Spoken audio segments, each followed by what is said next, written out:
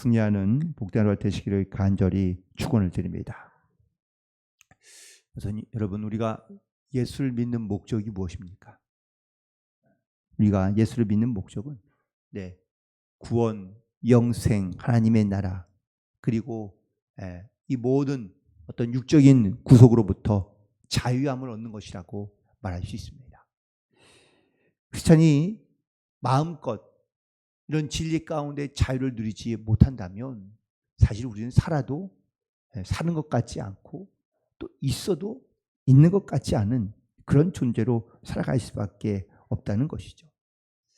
사도 바울이 예수로 말미암아 영생, 구원, 하나님의 나라, 그리고 이 진리 안에 자유함을 얻게 되자 이 사도 바울은요, 정말 그가 이 땅 가운데 살아가면서 정말 있는 자라는 것이 어떤 물질을 많거나 아니면 가진 자가 많은 것을 말하는 것이 아니라 세상에 정말 모든 것을 다 알고 또한 모든 것을 다 가진 자처럼 그렇게 기쁨으로 감사함으로 살아간 것을 보게 됩니다. 여러분들도 이런 기쁨, 이런 자유, 그리고 이런 하나님의 은혜를 여러분들 경험하며 고백하며 살고 계시는 줄로 믿습니다.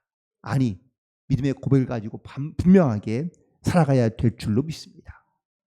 오늘 본문에 있는 말씀 가운데 바울이 결혼에 대한 혹은 또 이혼에 대한 그리고 또한 재혼에 대한 이런 모든 이야기를 했지만 사실 이 안에 있는 가장 핵심적인 메시지는 너희가 영적으로 자유한 자가 되어 그 자유 가운데 살아가야 한다라는 것을 말하고 있는 겁니다.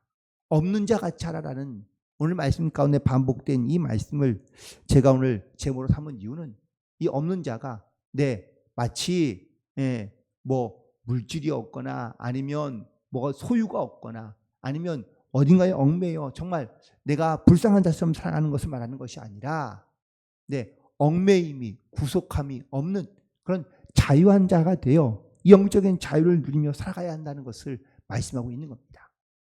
이 영적인 자유한 자의 특징은 첫 번째, 하나님의 부르심이 무엇인지를 알고 그리고 그 부르심대로 행하며 살아가는 성도인 줄로 믿습니다.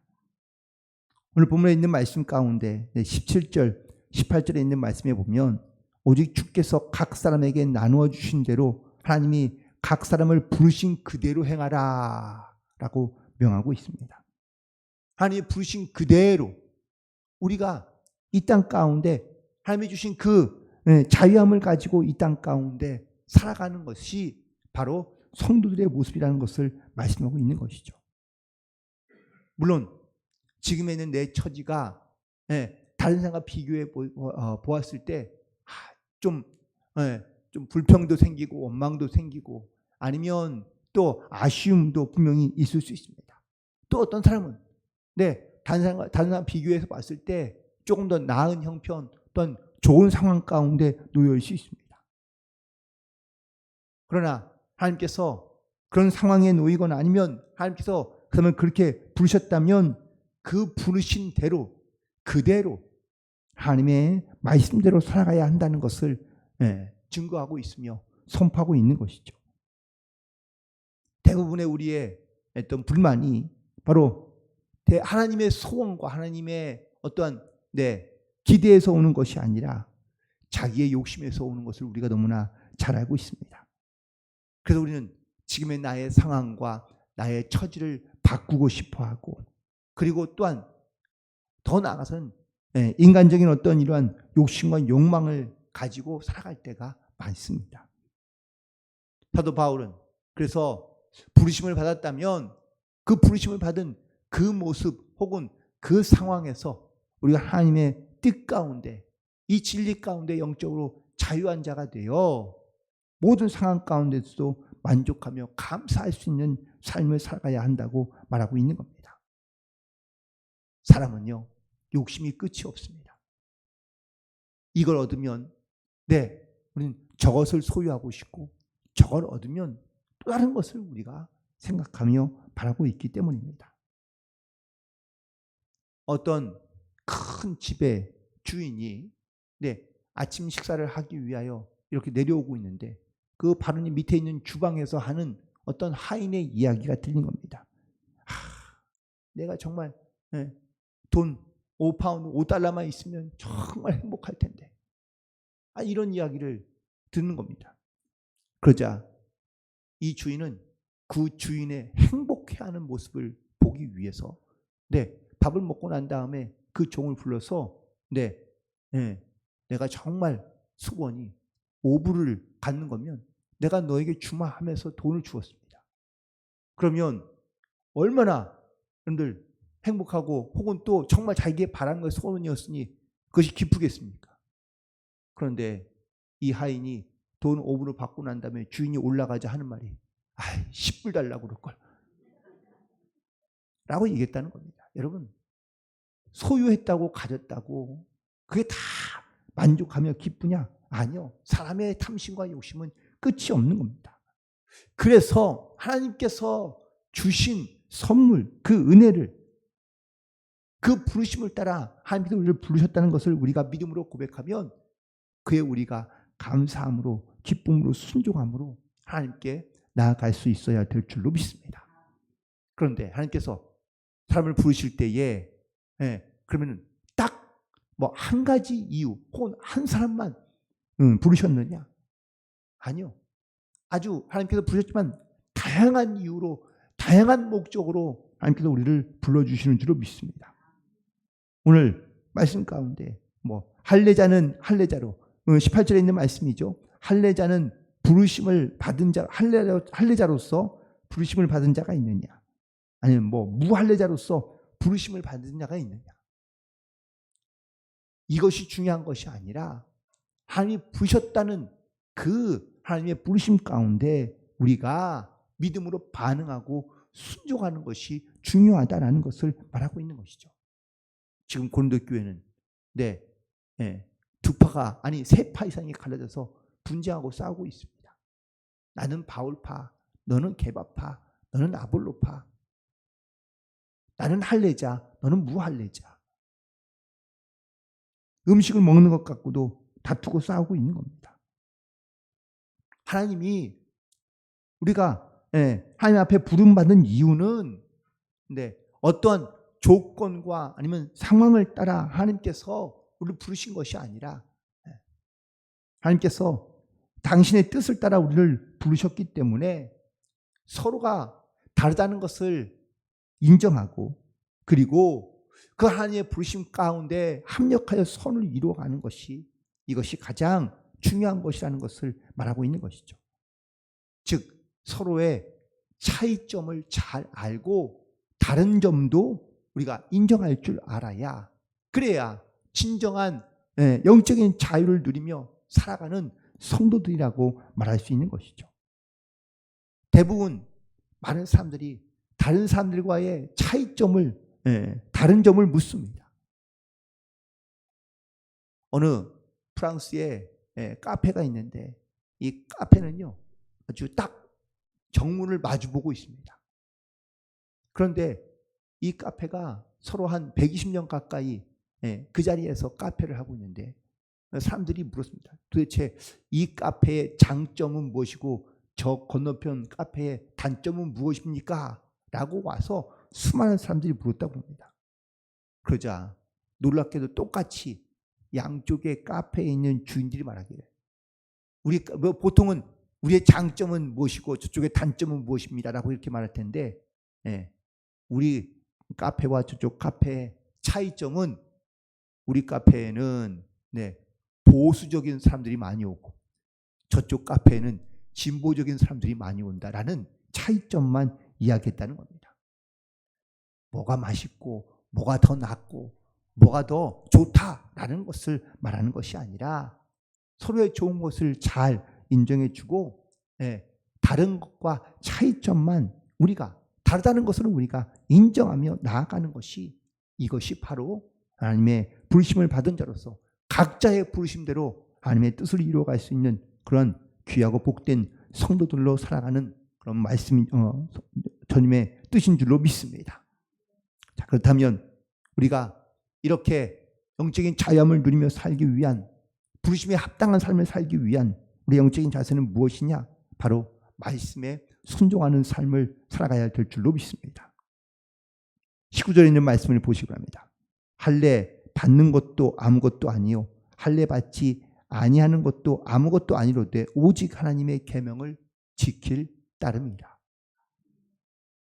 우리가 주님의 부르심을 받고 때로는 할례자로 아니면 그렇지 않으면 할례 받지 못한 자로 우리가 이 땅 가운데 살고 있지만 우리는 단 하나 하나님의 계명을 지키는 자로 하나님의 말씀을 지키는 자로 그 말씀에 순종하는 자로 우리가 이 땅 가운데 살아가야 될 줄로 믿습니다. 구약에서의 할례의 의미는 구별된 백성이라는 것을 의미하고 있는 겁니다. 다른 민족과는 다르다.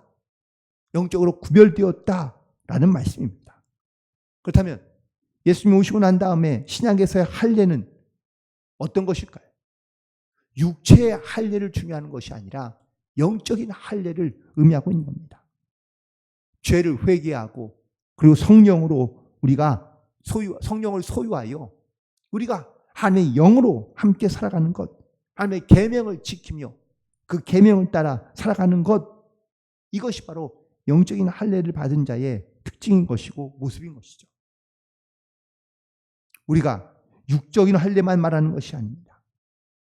이 말씀을 조금 더 지금 우리에게 비유해서 말씀드린다면 우리가 하나님을 아는 것만이 믿음이 아니라 하나님의 말씀을 따라 순종하며 사는 것이 우리의 믿음이 되고 그리고 영적인 자유함을 우리가 이 땅 가운데 누리며 살아갈 때 우리가 내 상황과 처지 가운데 얽매여 우리가 어떤 행복을 느끼지 못하며 혹은 하나님의 말씀 따라 우리가 순종하지 못하는 이유를 찾는 것이 아니라 어떠한 상황에도 또한 어떠한 조건에도 우리 하나님 앞에 감사할 수 있으며 기뻐할 수 있으며 또한 그 안에서 하나님의 말씀과 지킴을 행하며 나아갈 때 우리 가운데 있는 이 강하고 담대한 믿음의 역사가 나타나는 것을 우리가 믿음으로 고백하고 그리고 또한 더불어 하나님께서 때가 되면 반드시 하나님께서 일하시고 역사하신다는 사실을 믿음으로 고백하며 영적인 자유함을 누리며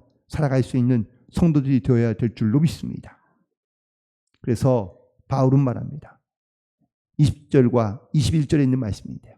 각 사람은 부르심을 받은 그 부르심대로 지내라. 너희가 종으로 있을 때에 부르심을 받았느냐? 염려하지 말라. 그러나 내가 자유롭게 될 수 있거든 그것을 이용하라 라고 말하고 있습니다. 내가 어떠한 상황에 놓이든 간에 그 놓여진 상황과 조건을 영적으로 다스리는 자가 되어야 된다라는 것을 말씀하고 있는 겁니다. 우리가 상황에 얽매여 혹은 또 내 문제에 우리가 또한 얽매여서 우리가 살아가고 있다면 우리는 영적인 자유한 자가 아니라 또한 영적인 믿음으로 우리의 세상을 다스리는 자로 살아가는 것이 아니라 오히려 세상에 얽매여 종되어 살아가고 있다라는 것을 의미하고 있는 것이기 때문입니다. 그러므로 우리는 하나님의 말씀을 의지하여 내가 부르심을 받은 그 자리에서 내 모습 그대로를 가지고 우리가 주님을 증거하며 또한 그것을 통하여 이용하여 하나님의 나타내심을 선포하며 증거하며 살아갈 수 있는 그런 믿음의 성도들이 되기를 주님의 이름으로 간절히 축원을 드립니다. 그리고 그리스도 안에서 부르심을 받았음을 우리가 반드시 기억하며 우리가 나아가야 될 줄로 믿습니다. 오늘 본문에 있는 말씀에 22절에 있는 말씀을 보면 주 안에서 부르심을 받은 자는 종이라도 주께 속한 자유인이요 그와 같이 자유인으로 있을 때에 부르심을 받은 자는 그리스도의 종이라고 말씀하고 있습니다. 성령의 인치심을 받은 사람은 내가 주님의 부르심을 받았다라는 이 확신과 믿음 가운데 거하는 성도인 줄로 믿습니다. 유대인들이 갖고 있는 가장 큰 영적인 자부심을 바로 내가 하나님 앞에 택함받았다. 우리는 택함받은 백성이다라는 것이 그들의 영적인 큰 자부심이었습니다. 그러나 이 자부심이 지나치면 교만이 되고요. 이 자부심이 없으면 우리가 세상 가운데 구별된 삶을 살기가 어렵습니다. 우리는 그리스도 안에서 자유한 자인 줄로 믿습니다. 내가 세상에 얽매이지 아니하며 하나님의 말씀에 붙들려 살아가는 그리스도의 종인 것을 우리가 믿음으로 고백하며 선포하며 내가 가지고 있는 영적인 가치를 발견하고 내가 주님 안에서 진정한 자유인으로서 하나님의 말씀을 따라 주의 부르심을 받은 주님의 속한 자로서 주님의 진정한 영적인 가치를 이 땅 가운데 누리며 증거하며 살아갈 수 있는 복된 성도들이 되기를 간절히 소망합니다.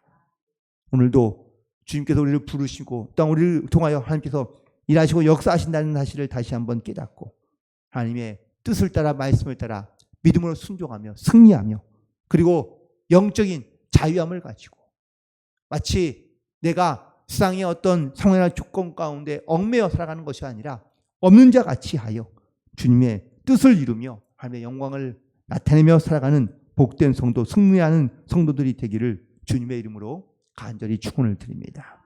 기도하시겠습니다.